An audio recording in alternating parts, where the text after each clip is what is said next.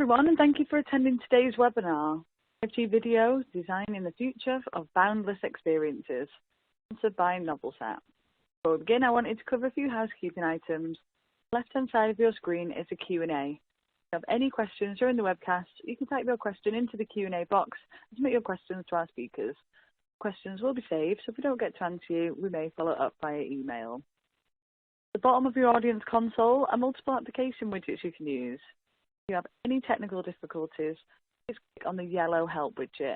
There you can find answers to common questions. A copy of today's slide deck is available for download in the green Resources widget. For today's presentation, we'll ask you for your feedback. It will only take 1 minute to complete. Your feedback is extremely helpful. The on-demand version of the webcast will be available about 1 day after the event and can be accessed using the same audience link that was sent to you earlier today. I'd now like to turn the event over to our moderator, Heavy Reading, Alan Bresnick. Thank you, Becky. Good day, everyone. Welcome to our latest light reading webinar today, which is entitled 5G Video, Designing the Future of Boundless Experiences. As Becky said, my name is Alan Bresnick. I'm the Cable Video Practice Leader for Light Reading and a contributing analyst at Heavy Reading, which is the research arm of Light Reading. Based outside Toronto, Ontario, I specialize in the cable, video, and broadband technology markets. I've put together this webinar in tandem with our exclusive sponsor, Novelsat. We have an extremely interesting and forward-looking program for you today, focusing on the potential of using next-gen 5G mobile service to deliver next-gen streaming video service. In this session, we will discuss how 5G can act as a catalyst for a new wave of video content and services and help providers deliver video more effectively and efficiently than before. We will also discuss the business model for 5G-enabled video and compare and contrast it with the traditional broadcast TV business model. Now, before we get started, let me just remind you that the slides will advance automatically throughout the session. If you wish, you can download the slides by clicking on the Additional Resources button located below the presentation window. As always, we will have an audience question and answer session at the end of this webinar. You can take part in the Q&A session by asking questions at any time. Just type your question into the Ask a Question area and then click the Submit button. As we often do, we will also be conducting 2 audience polls today, so we'll try to keep things moving right along here in that spirit. Let's look at our speaker lineup today. After I set the context for today's session, I will turn the mic over to Aviv Ronai. Aviv is Vice President of Marketing and Product for Novelsat. He will join us from Ra'anana, Israel, just northeast of Tel Aviv. Hi, Aviv. Thank you for joining us today. Hi, everybody. Great to be here. Okay, excellent. We're really glad to have you. I'm just going to run through a few intro slides, and then we'll get to Aviv's presentation. So now let's look at today's agenda. As usual, we have lots to cover over the next 60 minutes. First, I'm going to do some setting the context with talking about 5G and some trends and overview of the video industry. And then Aviv will come in for Novelsat and take us through all the things you see here about evolving 5G networks to meet the video delivery challenges of quickly and efficiently and everything else here. I won't run through everything that's here. Then we'll have a little discussion between the two of us, and then we'll take questions from the audience. So without further ado, let's get into that setting the context. As you can see here, there are 3 industry megatrends that are going on. There's the move to 5G networks, the adoption, the evolution to 5G that's occurring. There's the massive move to video streaming away from traditional pay TV. And then there's also the move towards edge computing. As you can see by this slide, the last 2, video streaming and edge computing, are both trends that are being accelerated by the introduction of 5G. But I'll leave that for Aviv to explain a little bit later on. That's just sort of a little bit of a tease. This slide, 5G and inflection point, as you can see, this slide from an Ericsson study points out, is huge market potential for 5G in many different areas. Ericsson estimates that it's something like a $619 billion market opportunity. Video and AR, VR, virtual reality and altered reality, make up the biggest slice of that at about $120 billion, which is something a little less than a fifth of the overall market opportunity. So as you can see, video will play a big role in what happens with 5G, even though that has not gotten talked a lot about with 5G. It's usually talking about voice and data services. Okay, some trends that are occurring. As you can see, cord cutting is taking its toll on the U.S. pay TV sector. These slides that are courtesy of eMarketer.com shows both the cost-cutting trends and the forecasts in the U.S., covers the period from 2019 to 2024. As you can see, the forecast is that cord cutting will nearly double. The number of U.S. households that have cut the pay TV cord will nearly double from 24.6 million in 2019 to 46.6 million in 2024, which is almost half of all U.S. households by that point. As you can see from the chart, it's also projected that more than one-third of all U.S. households, or about over 35%, will be cost-cutters by 2024, up from just over 19% at the end of 2019. And that percentage will likely keep growing beyond the forecast period, beyond 2024, over the rest of the decade, to the point where it does get to about half of the U.S. pay TV households and maybe more by then. And at the same time, the traditional pay TV sector will continue to shrink, and of course, streaming video will continue to grow. Now let's get into what the impact of COVID-19 is on the traditional U.S. pay TV sector as well as the streaming video sector. As you can see here, there has been an impact. According to this chart from Parks Associates, close to 10% of U.S. broadband households have canceled some kind of video service since the pandemic started almost exactly a year ago. Almost 5% have canceled a traditional pay TV service, while nearly as many have canceled an online pay TV service. In addition, about 4% have canceled another type of online video service. So altogether, something like 10% have canceled at least some kind of service. So COVID-19 has definitely left its mark on the pay TV sector. In fact, what's surprising to me is that it hasn't even left a bigger mark than this. Okay, so moving on, we talking about now how mobile video is taking over. Mobile video could be replacing traditional pay TV broadcast delivery, cable delivery, satellite video delivery. According to these slides here, research that was done, we find that over 50% of the time, content that streams through mobile networks is presented on big screens at home. So people are doing more and more mobile video, and yet they're doing it at home, not necessarily away from home.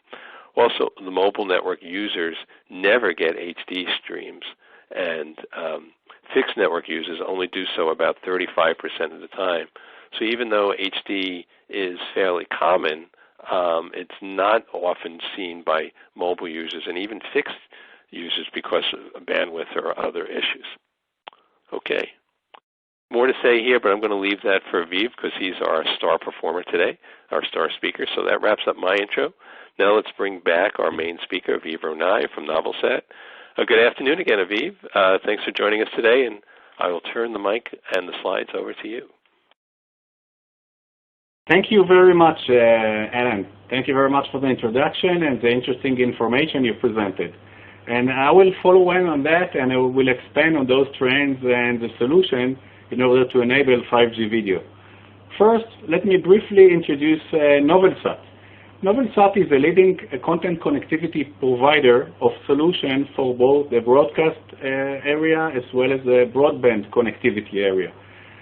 I assume that probably all of us are consuming services delivered over Novelsat solutions, as most of the world's largest sports events are being broadcasted to all service providers, broadcasting those, utilizing our solution.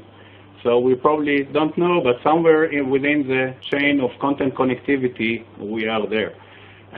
We provide solutions to multiple applications, both on the broadcast and the broadband connectivity. Typically, those are high-end applications requiring high volume or high value application. On the broadcast side, we deliver a solution for applications such as content distribution and contribution, content delivery network, satellite news gathering, and outdoor broadcasting. On the broadband side, We provide high bandwidth, high efficiency solutions to applications like trunking and backhaul, enterprise, premium enterprise connectivity, government and defense, as well as cloud and IoT networks.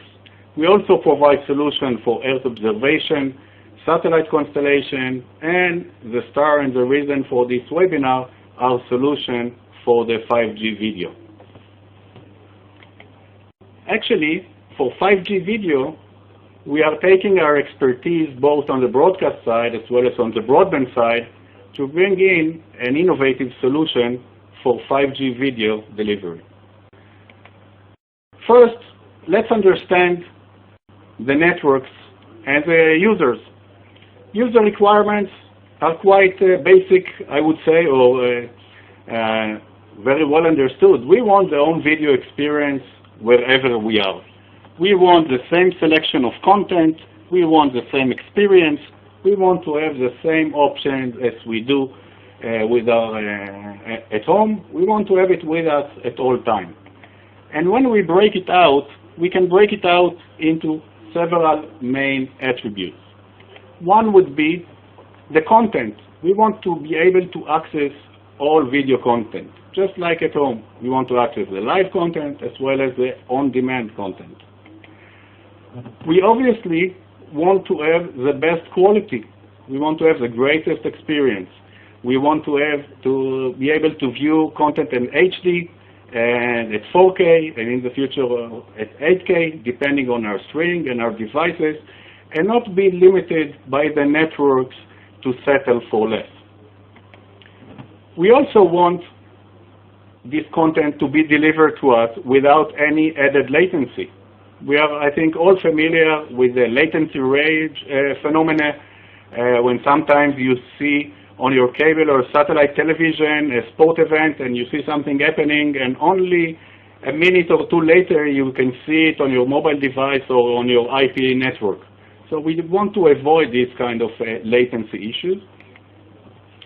We also, and this is pretty obvious, be able to consume it on any of our devices, whether this is our smartphone, laptop, or tablet, or even our large screens, as we saw on your slide, Ellen, a great example that even content delivered on mobile networks end up eventually on large screens.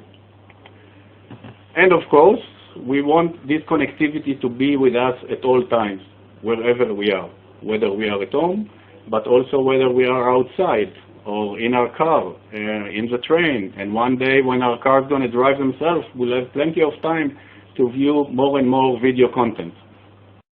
And that's coming too. Already today, video dominates mobile network. Already today, or at least according to this report by Ericsson in 2019, video accounted for over 60%. And probably now it's something like closer to 70% of the traffic. And by 2025, video delivery over mobile networks is expected to account for over 3/4 of the traffic. And of course, the traffic is exploding by itself. We see the volumes are growing significantly. So not only video becoming more dominant, it's also becoming much more heavy and requires much more of the cellular network. So actually, we began having cellular network like 2G to deliver voice and then 3G to deliver data. And now we see that with 4G and even more so with 5G, mobile networks are actually content delivery networks because they deliver content more than anything else. When we talk about video, it's important to understand the video requirements and the video trends that we see in the market today. We can see that in order to view a standard or to deliver a standard definition video in a compression of MPEG-2, we need 3 megabits per second of bandwidth. When we talk about HD, even though we use a better compression technology of MPEG-4, we still require more bandwidth to deliver, 7 megs per second. And when we talk about ultra high definition, like 4K, even though it's being compressed with high efficiency video compression of HEVC, we still require 20 megs in order to deliver that quality. And content is transitioning. We see standard definition channels moving to HD. We see HD channels moving to 4K. We see introduction of new 4K content channels. So content is always growing, and video bandwidth, you always need more of that in order to deliver. And there's more to that. There's more than 20 megs per channel. There are some experiences that require many more. Those experiences that are getting us more and more immersive with our content. We talk about experiences like multi-view, when we receive several camera angles of the same event, and we can choose from, but we can still see all of those all together as well on a splitted screen. We see 360 degrees video content more and more. We see 3D films that we can consume. And we definitely all know and talk about also the virtual reality coming in with more content. All of these experiences require us to deliver video content with bandwidth higher than 20 megs per channel. So you can imagine the load on the cellular network. And it gets even worse or greater. It depends on your point of view. But we also see now TVs coming in directly connected to the 5G networks. We see now TVs being introduced with a 5G SIM inside, consuming the video content directly from the mobile network.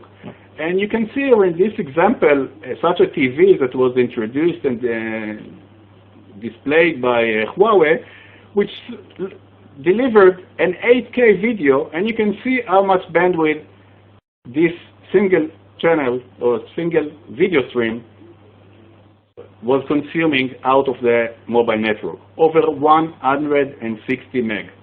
And obviously we're probably going to see more and more such screens, making redundant the need for wireline connectivity and set-top boxes and streamers. You simply have your SIM card placed inside your TV and you're connected to the video services.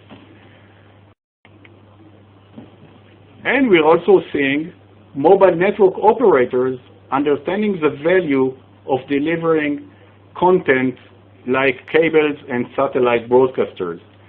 Obviously understanding the associated ARPU that's coming with those services, which is far higher than the ARPU associated with simply pipe connectivity for data. And we also see that they're eyeing this domain in order to become broadcasters and offer such bundled TV and channels and more such video content at high quality that they can guarantee, as we are accustomed to when we watch today's large screens at home. But there's a problem. There's a problem with the networks. The problem is that the networks were not designed to carry that much of amount of video traffic, and surely not the amounts of bandwidth that are required to deliver the full experience. Here we can look at an example of a comprehensive analysis that was done based on hundreds of thousands of tests about a year and something ago, trying to testing delivery of high definition content to devices, both Android and iOS devices, which were capable of displaying that content at high definition. So the source was at high definition, and they hoped that they'll be able also to consume it at high definition. But not surprisingly, this was not the case. The network could not handle the streams from those services that you can see listed here, and you can see here the listed networks that were tested. The networks were typically throttling down the video, decreasing the video quality. So at the end, the users were getting the video at low definition, or at standard definition low, or standard definition. When the video was eating inside a VPN, it improved the situation a bit, but yet they were still, in most cases, unable to get even to HD low, or not to mention full HD. So we see that the networks are actually decreasing the speed. And just like you said earlier, Ellen, with the information you presented, That's why mobile user never gets HD, because the networks don't allow them. On that information you presented, you said that never, and also Qualcomm agree with that. Here I quote an input from Qualcomm saying that it's very close to zero. Actually, only 4% of video streamed over mobile network is actually being played at the maximum bit rate that it could have had the network was supporting that. When we look on the network structure and design and capacities, we can easily see why this is happening. And it's mostly because of the backhaul connections. The backhaul connections are too narrow to carry that volumes of that many streams at high quality. Here we can see, again from Ericsson, some analysis which says what is the backhaul capacity per different cell site. Typically at a rural cell site, we are between 50 to 150 megs. When we go to suburban cell sites, each cell site has a backhaul connection of about 100, 200, 300, or at best 500. And when we are at urban cell sites, urban base station, we get a few hundreds of megabits, and in the best cases, it can even go all the way up to 1 gig. And this was obviously to support the mobile traffic, not just the video, but supporting also all the broadband services that we are using and consuming over the mobile network. So if we just look at on a simple example, and just let us remember that video over mobile networks and all streaming video is actually being delivered in a unicast format, unicast way. So actually from the core to the end user device, we get a video stream for each and every user. Even if the content is identical, it goes through the entire network, core to user device, consuming bandwidth of the network. And we might say, okay, so we can upgrade that, but this will obviously would require huge investment to upgrade the backhaul. And this backhaul is sometimes fiber, but in most cases, it's not even fiber. In most cases, on a worldwide average, the backhaul is actually microwave.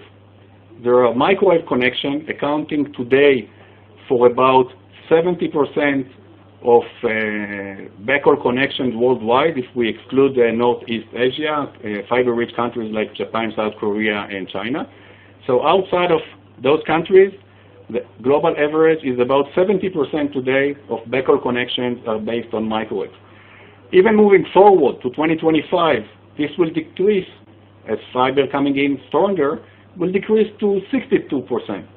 So we can still see that in the foreseeable future, microwave will still account for the lion's share of backhaul connection, which make it much harder to upgrade, as in some cases we'll need to replace this microwave altogether with a fiber connection.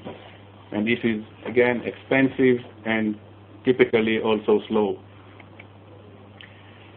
So in order to better understand the challenges of the mobile networks in delivering such video content, I would like here to look for us to look at an example of the network architecture and of an example for a service we want to deliver, and this will clearly display the amounts of traffic that are required. Let's look at a mobile network. Typically, the backhaul network, the way that the base stations are eventually connected to the core network, is in a tree architecture, which means that we have aggregation points along the way. The first aggregation points, typically referred to as access aggregation points, aggregates on average about 4 cell sites. Then we have the backhaul aggregation. Backhaul aggregation on average aggregates 2 to 3 such access aggregation points. So it's about 10 end cell sites. So now let us look at what we want, for example, to deliver a bundle of 25 live HD channels. Let's assume we can settle for 6 meg per each channel, each HD channel. And let's assume that out of the 1,000 or 2,000 or many hundreds of subscribers connected to each cell site, only 100 users would consume this live service at the same time. So when we do that, we can easily see that at the last backhaul connection between the cell site and the first aggregation point, we'll already need 600 megs, as each of these users will need to receive a unicast stream of 6 megs, and this 600 megs is already far more than most of the backhaul connections that are out there, as we saw on the previous information and slide. When we move beyond the access aggregation link to the link to the backhaul aggregation site, now we have 4 such base stations. So now we need 4 times the previous capacity. So now we're going far beyond 2 gig on a backhaul connection to ensure this video quality to all the users. And obviously, when we go beyond the backhaul aggregation, already here, we need 6 gig only to satisfy the video requirements of 10 cell sites. So, and obviously when we look on thousands of cell sites, we can understand how much traffic is being carried out throughout the network in order to deliver users with the quality that they were hoping for. And now we can understand why the network is throttling down the video delivery. Now we can see easily that those capacities does not exist in the connections of the network, and therefore it cannot carry such huge traffic and guarantee such user experience. The 3GPP has realized that issue and has realized also that mobile network operators are looking to offer more and more broadcast services, and has started to standardize what is known as evolved multicast broadcast media services in order to enable multicast, kind of all broadcast, as we can call it, over the mobile networks. In such a format, actually, it would only carry a single copy of each channel, and all users are choosing whether to connect to that channel or not. So it's actually being broadcasted only once across the network. However, this is kind of the way we used to watch TV, but it's not the way we actually watch TV anymore, because this falls short in a few dimensions. First, it does not enable us to have any control on the content. We cannot do any catch-up or replay or pause as we are doing today when we watch video on our screens. When we'll do this, at this mode of the EMBMS will be immediately switched back to unicast in order to receive the video. So we're loading the network again. And in most cases, we'll probably do that. Pause, catch up, replay, rewind, all those things that we are accustomed to. This technology is also not currently implemented at mobile devices. To implement that standard requires a technological implementation within the mobile devices. And it's an investment that needs to be made, and such model needs to come out. And currently, there's only a limited set of mobile devices that can support this capability. And again, although it's now being down to only 160 megs over the network, this is still a significant number. This is still a significant number out of the backhaul connections which we saw their capacities, and this comes on the expense of the bandwidth allocated for broadband services. Now, 5G enables us to have a different kind of architecture in order to help us resolve such issues. 5G actually elevates the role of edge services, introducing MEC architecture, multiple access edge computing architecture, allow us to move the core cloud functionalities and capabilities to the edge, and by that distributing the network intelligence as well as enabling us to bring the content closer to the devices at the edge. And we see more and more, and we hear more and more about such deployments of mobile edge services throughout the networks.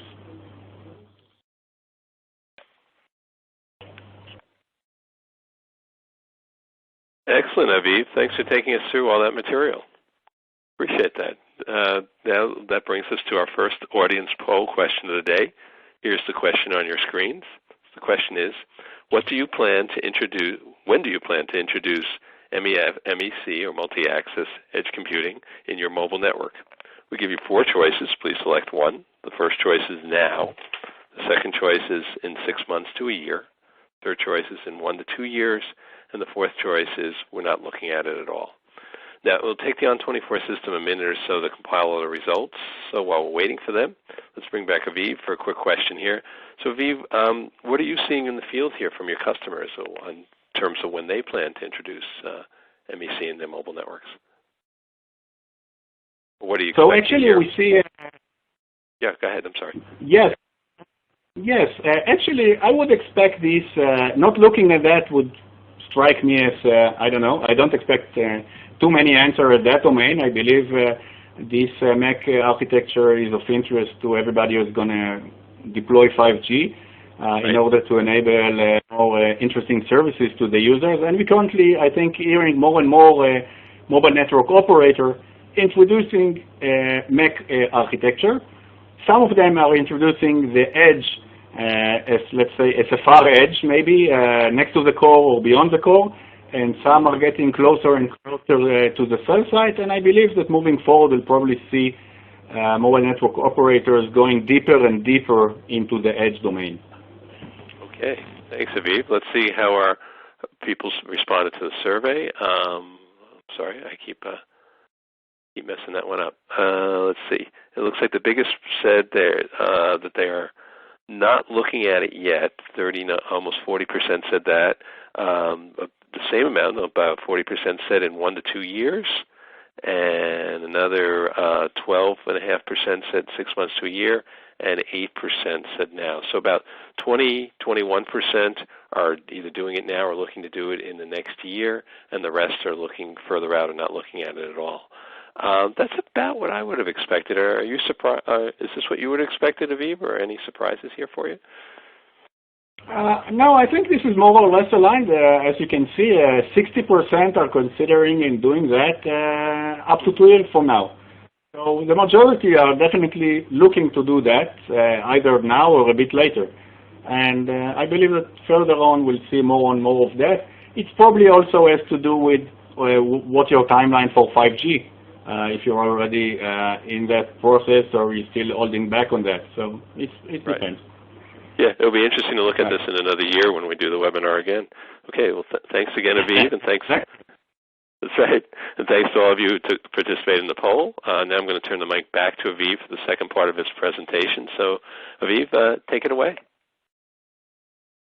Thank you very much, Alan. So now that we understand the networks, now let's look and describe what is it that we're offering to do in order to resolve these issues. So actually, here at Novelsat, we take the CDN to the edge. We take the content distribution network, bringing it closer to the users. We take the video content and mitigating its effect on the terrestrial network up to offloading it altogether, bringing it to the edge CDN next to the cell site. Actually, it could be either introduced at the aggregation site or all the way down to the cell site, and enabling a very innovative solution, which I'm going to elaborate a bit on explaining that. First, what is it we do? We're introducing multi-channel transcoding. So we actually transcode the video traffic on both sides in order to use much more efficient video compression technologies. Even if the content is HD, it not necessarily needs to be delivered in MPEG-4. We can compress it with HEVC and gaining additional benefits. So this is the base layer, is to say, we're making the content consume less bandwidth. Then we introduce an edge video delivery at the edge of the network. So we actually, when we transcode the content, we don't deliver the streams as unicast anymore to each user. We actually deliver in the network only a single profile, a single copy of each content or channel at the highest possible quality and video resolution. And at the edge CDN, we take this video stream and we generate all the other video streams, all the other profiles, all the other bandwidths that are required per different user devices and screens. And of course, to be fit with the network condition on the radio access network side. So we only do all the unicast from that point onward. So we generate everything. We then package all these profiles together per each user device, and then we send it to the network. On top of that, as video content is typically very expensive, and broadcasters and service providers and media providers are typically paying a lot of money to have content distribution rights, then content is typically expected to be protected. So obviously we have a protection layer, end-to-end security in order to protect the delivery of this content. And we can do this solution on the terrestrial network, and I will explain the benefits in a second, as well as we can do it utilizing another technology of satellite broadcast, which is used today to broadcast most of the TV content worldwide to all service providers, from the fixed content providers and outside broadcasting and everything. We can utilize satellite broadcast capabilities in order to offload the video traffic, this kind of video service traffic, altogether from the terrestrial network. So by doing that, if we look at the example where we're doing it without the satellite, we're introducing our solution of the core CDN and edge CDN at both sides of the network. We can now take the traffic down to only 100 megs for the example that we've presented before. And when we do it over satellite, we can altogether mitigate the broadband congestion of this service and start offering this kind of unique services. When we do that with satellite, we are actually elevating the broadcast efficiency of satellite, as we do not need to add additional capacity or pay additional amounts of dollars when we grow the network to more and more base stations or aggregation points. So actually, the more we add, the lower the cost of the distribution becomes, because satellite is ideal solution for such broadcasting of content. When we do that, we can then, at the edge device, we can also introduce caching. So with caching at the edge, sorry, not the edge device, the edge CDN, and over there we can store content in high demand, and as well as we can store the live content recorded for a certain period backward, like a day or more, and then when accessing it, it will be accessed directly from the edge CDN, and we will not need to replicate or to broadcast it again or to send any unicast stream now to every user. So this becomes very efficient method of delivery. When we do this kind of solution, as said, we are also securing the content rights for the content owners.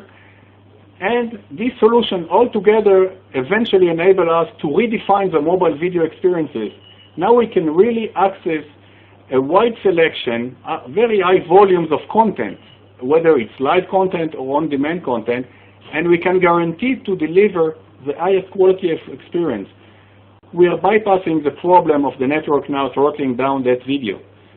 There's no more unicast going through this backhaul network that needs to be throttled down. And we can guarantee and generate all the profiles to the multiple devices at the edge of the network without doing it at the core as it's being done today. This enables us to truly unlock 5G performances. 5G is all about higher capacities, better performance. With these high capacities, we can now deliver on the radio access network from the base station to the end user device the required capacities to deliver the experiences at high quality. Now we need only to resolve the backhaul network to do so. And with that, we are now enabling solutions like we saw before, we are enabling to have the most challenging video services and differentiated services. So this can become not just a me too to cable or satellite broadcast. This can be totally new experiences. So you can have like multi-angles, you can see everything, everywhere. This could be boundless experiences. We can have the best quality, and if this quality, if this video is VR or 360, we can get it on our devices at any bit rate and without any latency.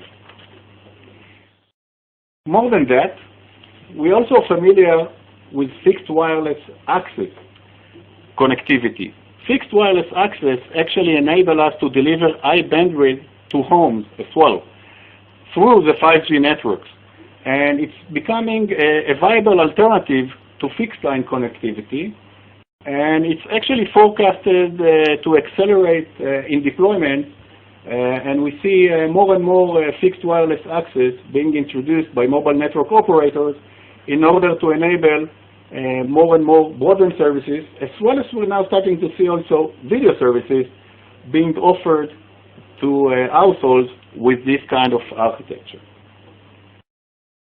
The same solutions could also be used to places who have a high concentration of users who are accessing the content at the same time. Locations like airports or train stations or shopping malls or campuses at all sorts have high density of users, and we have multiple users accessing the same content. Typically those networks could be either mobile but could be also Wi-Fi, so we can support on the same model the radio access delivery to be now over Wi-Fi. And here again we can resolve the need to have this content delivered in unicast and therefore throttle down, and we can now deliver it in the solutions which is just proposed and guarantee a much better quality of experience even at such high density locations. And we can take this solution even further to the skies or to the ocean and support passengers wherever they are, even if they do not have any terrestrial connection. And then here we can utilize again the benefit of satellites that provides broadband connectivity, but a limited one, to this kind of platforms. But now we can use this limited solution, limited connectivity now to deliver also video at high quality and not let it limit or disable totally our ability to consume video services at such locations. All those experiences now being made possible are actually opening the door for new video business models for mobile network operators and media service providers. We can now offer live sports at high quality. We can offer premium quality at cost for users who want more than the standard. We can offer a TV bundle, just like broadcaster, cable or satellite can now be offered over mobile networks. We can offer now differentiated experiences, as I've presented, are consuming much higher bandwidth. But now with this kind of solution, we can enable that, and now we can enable differentiated experiences. And obviously, all those video services, as today with other video services, are a great vehicle to carry advertising. And many of the video services today are carrying advertising, so it's opening the door for additional revenue streams from advertising within these video services. So this is for the solution and the business models it enables, but it also enables us to gain benefits on the deployment side. As when you compare it to the alternative, and we'll do so in a couple of minutes, we can easily see that it's superior to any other alternative of upgrading the backhaul network or the network at all to be able to carry this kind of high volume services. This kind of solution presents us with the lowest video delivery costs and requires the lowest network investment. It also enables very fast network deployment, as it's very simple, as we don't need to pave any connections, any new connection. We can just place the equipment on both sides of the network, and if needed, a satellite dish. That's easily done, as everybody who has a roof knows. So this we can do very quickly to connect the base stations. And we can also utilize gradual deployment architecture per the usage, starting with the backhaul aggregation points, introducing the edge CDN of those locations only when the service is being introduced. As the state rate and usage of the service grows, we can then expand to the access aggregation or all the way to the end cell site and deploy and expand the solution as required, making this a commercial reality for all. Excellent, Aviv. Thanks for digging deep into the 5G's potential for delivering video. We're going to hear a little bit more about this later, but we're stopping here for our second audience poll, and this one is sort of a follow-up to the first one, which is, when do you plan to offer live video services over your mobile network? Once again, we give you 4 choices. First choice is now. Second choice is in 6 months to a year. Third choice is in 1 to 2 years.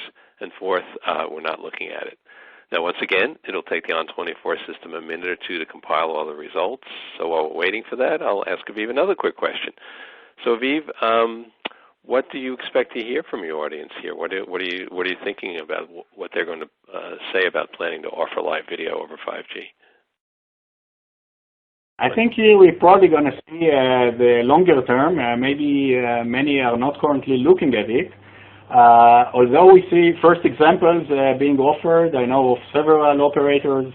I think one great example is right now T-Mobile in the US, which has launched T-Vision, which is offering over its mobile network a bundle of TV channels. Obviously, this is limited to places where you have a fat pipe of backhaul to your cell site, and also it currently limits you to, I think, 3 streams per home only. So if you have more TVs at the same time, then you probably need to wait a bit more for 5G or anything else to be introduced. But I think we see more and more operators talking about that, but definitely it won't be something that they would be planning to introduce in the near future, I believe. This is something maybe many are still looking at, but I don't think there'll be, oh, I'm now surprised. Many are looking to introduce such bundles already now. Okay. I know, I'm surprised by that too. 28%, almost 28% say now, another 8.5% say in 6 months to a year, and another 28% say in 1 to 2 years. So almost 2/3 are planning to do it within 1 to 2 years. I'm almost shocked by that, Aviv. How about you? Yes, actually, this is better than expected, and I'm very happy to hear that, because that means that people are looking into the network, trying to figure out how can they do so, how can they guarantee the service, not just deliver the video, but how can they deliver a good video, an high-quality video to their end user. How can they guarantee that this video will enable the experiences of control that we are all now got accustomed to. So that's definitely a very positive trend, I think. Okay. So with that, yes. Yeah. So thank you again. So thanks to everybody who took part in the poll, and we'll go back to Aviv to finish off the presentation. Yeah. So just after we talked about the business cases and the expenses, so I thought let's throw some figures in and let's look at a real network example just to understand the cost. And I see within the question already Q&A, some people are asking about the cost, so definitely it's a good time to explain that. Hopefully it will answer some of those questions. So let's look at a network example.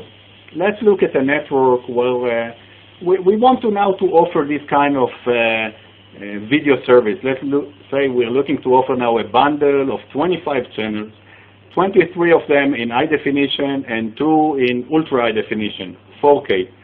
Let's say our network includes 2,000 cell sites, And we're looking on the project duration and the business model calculation for 5 years.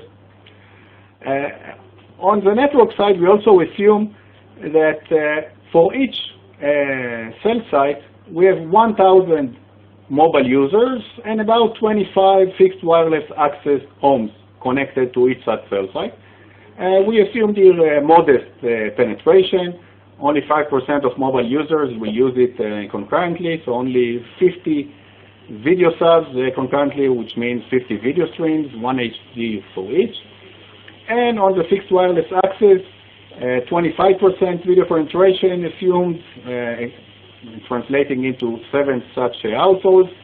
Each would like to consume up to 4 channels, 3 HD, and 1 4K on the main screen at home.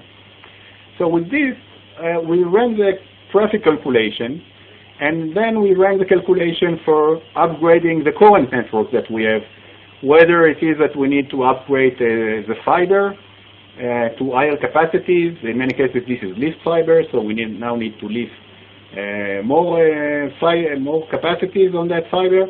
Or if we have a backhaul connection, so we now need to beef up those backhaul connections, maybe move to E-band or other technologies, or utilize additional spectrum, as typically mobile network operators prefer the licensed spectrum. So we looked at all these costs, and sometimes even microwave will need to change into fiber, but we haven't got all the way down there in our calculation, so we neglected that, although that adds up additional cost. And then we looked at the figure. We say, okay, if we need to upgrade the fiber network, the cost would be, in order to support the delivery of those 25 channels to those users without degrading and throttling the video quality, we would need now to upgrade the current architecture. Would cost us over $7,000 on a fiber network and over $3,000 on a backhaul network. This is when we introduce our solution on the terrestrial network without involving satellite connectivity at all. So we take aside the satellite cost, and we say we only put the core CDN and the edge CDN in the network, introducing the efficiencies generated by those two solutions. Then we can see that we now are able to take down the cost of the fiber upgrade only to $2,000. We now will not need to upgrade it that heavily to that much higher capacities. Only a much more modest upgrade will be required. As well as for the microwave, around $2,200 per site per annum would be required in order to support that delivery. And we talk here per site per annum, and you can obviously do the math and calculate it on the projection and on the number of cells. And this is when we talk about upgrading the entire network. So putting it in each and every cell site. Obviously, maybe for such take rate, it will be enough to put it only at the aggregation site. But nonetheless, we look at the worst case scenario. When we look on the solution, when we introduce also the satellite and the cost associated with the satellite bandwidth for broadcast, then not surprisingly, maybe for those of us within the satellite domain, but now as we can take all the traffic, offload it altogether from the broadband network, and we do not need to upgrade any of the links because we're now bypassing all backhaul links and bringing down the video content directly to the edge CDN, we can now, the solution would now be far more attractive. We can now drive it down under $1,700 per site per annum, including all costs, as well as the satellite capacity cost and the equipment in order to transmit and receive to it. So this is actually the most cost-effective solution. So if we actually combine together satellite and the edge CDN, it provides us of very high efficiencies. Obviously, network operator can choose to mix and match between the two solutions, whether rely more on the terrestrial network or introduce more satellite connectivity for the content distribution. There are mobile network operators already today that are very familiar with satellite connectivity and understand the benefits. But we can see that in both cases, our solution can introduce major savings, and with the satellite, those savings are being maximized. So with that, I'm actually ended all my slides, and I think we still have a few minutes to address some questions. So I see quite a few questions, so maybe we can start. Absolutely. Thanks, Aviv. Okay. Yes, it's time to tackle a few questions. By the way, we're going to go about 5 minutes past the top of the hour so we can get to as many questions as possible. So thank you, everybody, for hanging in there. And I have some questions, too, but I think the audience questions are more interesting, so let's go with them. First question I see here, how is the quality of service guaranteed considering the inherent weather issues with satellite communication? So I think there might be some mix-up between satellite connectivity for broadband and satellite connectivity for broadcast. Satellite connectivity for broadband is one thing, and it too can enable very reliable connectivity, and so there are multiple technologies to mitigate all kinds of effects.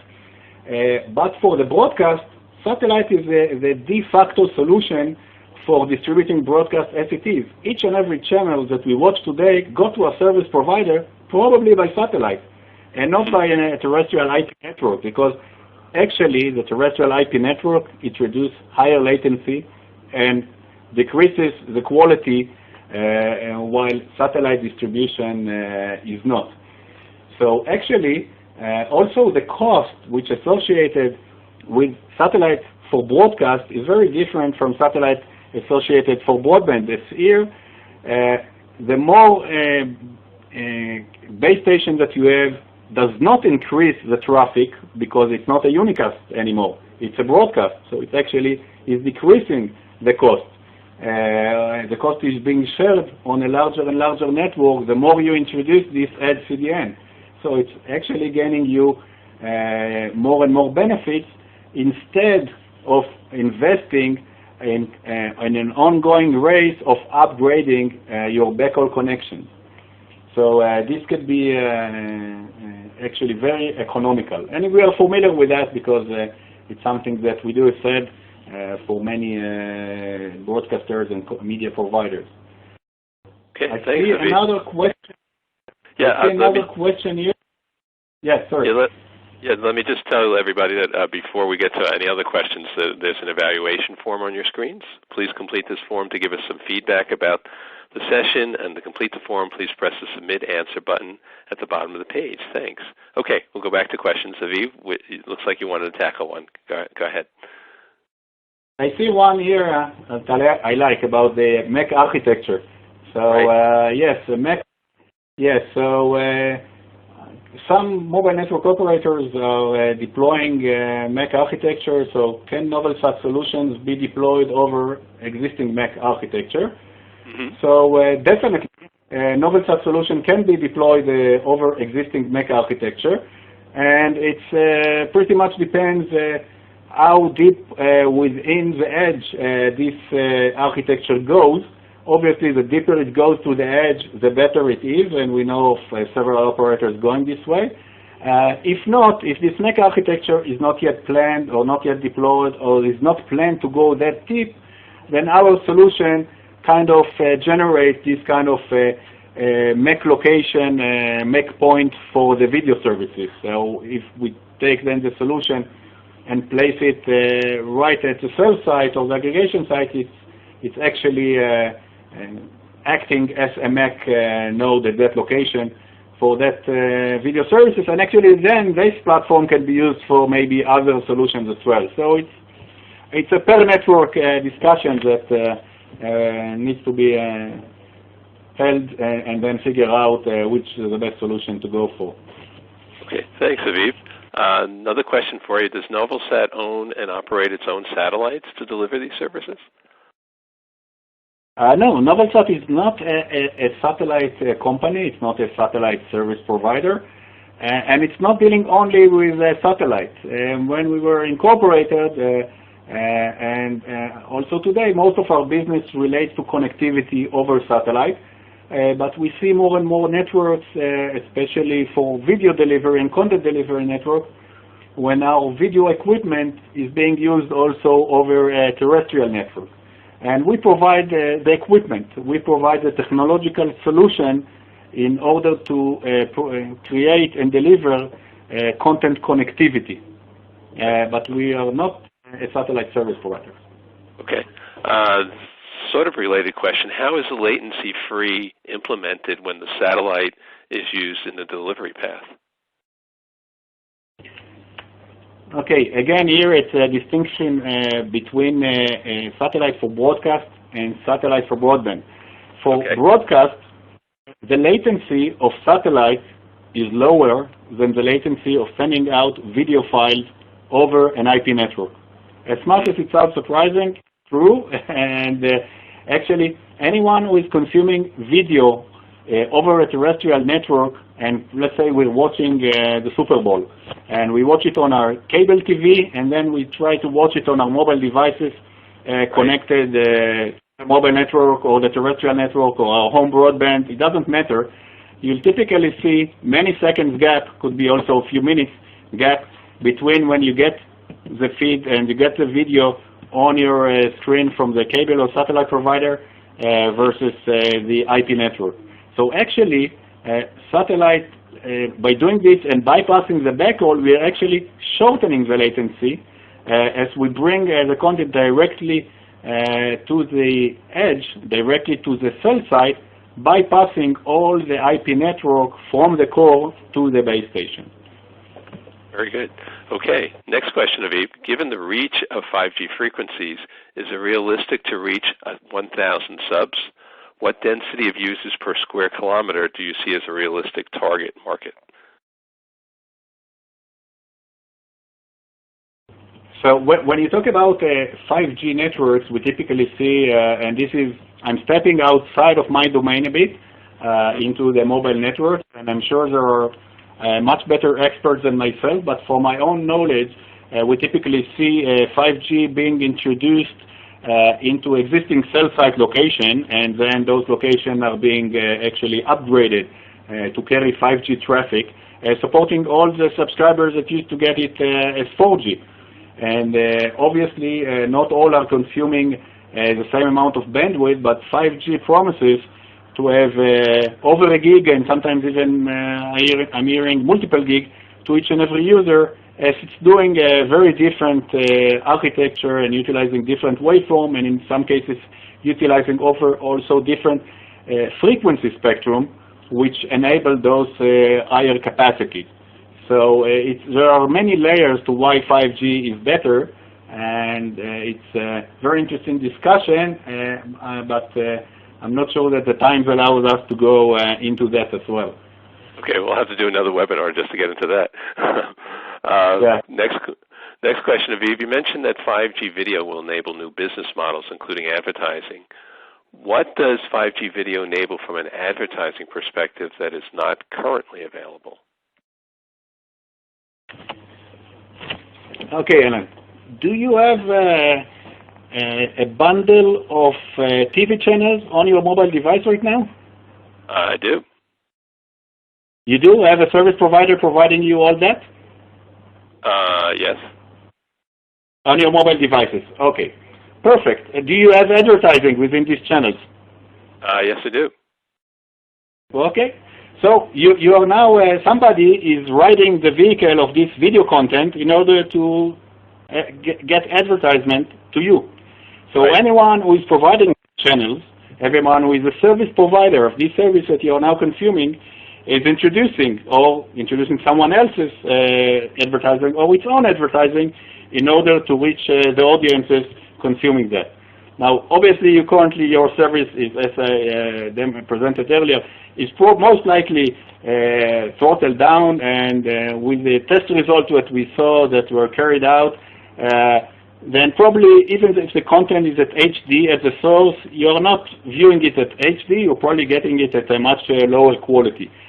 So now users who would like to get this kind of video services at high quality, or connect it even to larger screens, or connect their large screen or their household to a mobile network, would require that high quality, just like they require it from their cable or satellite operators. And cable and satellite operators are, let's say, sending our way many advertisements, and the same would do any service provider, I would guess. Okay, fair enough.